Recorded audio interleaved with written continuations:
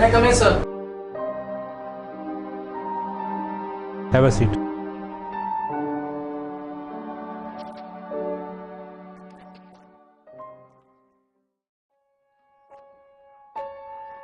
Science.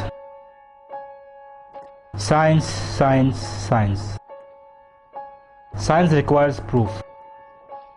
As this is my first class with you, I will explain it my way.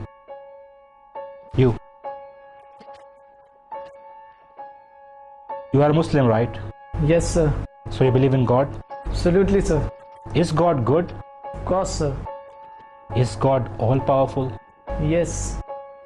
My brother died of cancer, although he prayed to God to heal him. Most of us would attempt to help others who are ill, but God didn't. How is this God good then? You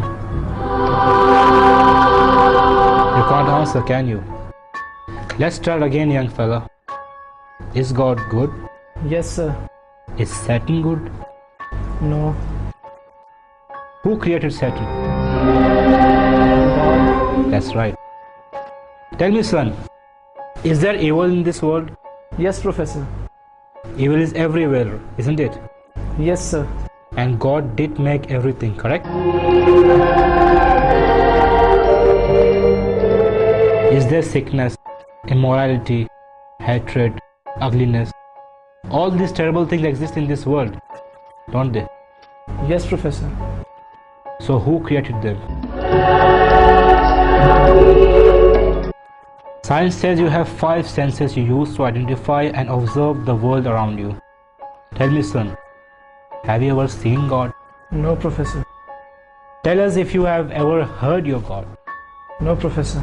Have you ever felt your God, tasted your God, smelt your God? Have you ever had any sensory perception of God for that matter? No, I'm afraid I haven't. Yet you still believe in Him. Yes, Professor. According to empirical, stable, demonstrable protocol, science says your God doesn't exist. What do you say to that, my son? Nothing. I only have my faith. Yes, faith. And that is the problem which science has. Professor, is there such a thing as heat? Yes. And is there such a thing as cold? What kind of question is this? We all know there is cold. No, sir, there isn't. You can have lots of heat, superheat, mega heat, white heat, little heat or no heat, but we don't have anything as cold. We can hit 458 degrees below zero, which is no heat, but we can't go any further after that. There is no such thing as cold. Cold is only a word we use to describe the absence of heat. We cannot measure cold. Heat is energy. Cold is not the opposite of heat, sir, just the absence of it. What about darkness, Professor? Is there such a thing as darkness? Yes, what is night if there isn't darkness? You're wrong again, sir. Darkness is the absence of something. You can have low light, normal light, bright light, flashing light. But if you have no light constantly, you have nothing. And it's called darkness, Professor. In reality, there is no such thing as darkness. If it is, you would be able to make darkness more darker, wouldn't you? So what's the point you're trying to make, young man? Sir, my point is your philosophical premise is flawed. Flawed? Can you explain how? Sir, you are working on the premise of duality. You argue that there is life and then there is death, a good God and a bad God. You are viewing the concept of God as something finite, something we can measure. Sir, science can't even explain a thought. It uses electricity and magnetism, but has never seen, much less fully understood either one. You view death as the opposite of life, is to be ignorant of the fact that death cannot exist as a substantive thing. Death is not the opposite of life, just the absence of it. Now tell me, Professor, do you teach your students that they evolved from apes?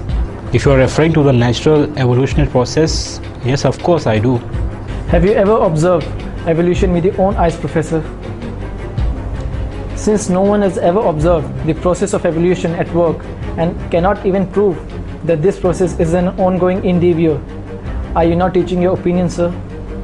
Are you not a scientist but a preacher, Professor? Is there anyone in the class who has ever seen Professor's brain?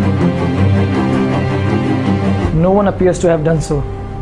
So according to the established rules of empirical, stable, demonstrable protocol, science says that you have no brain, sir. With all due respect, sir, how do we then trust your lectures, Professor? I guess you will have to take them on faith, son. That is it, Professor. The link between man and God is faith. Professor, it is not necessary to see something to believe in it. Sir, have you seen your 10th grandfather? No. So then how can you prove that he existed? My presence proves his existence because I have come from him. Exactly, Professor.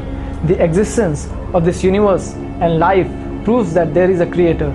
That is all that keeps things moving and alive. Take your seat.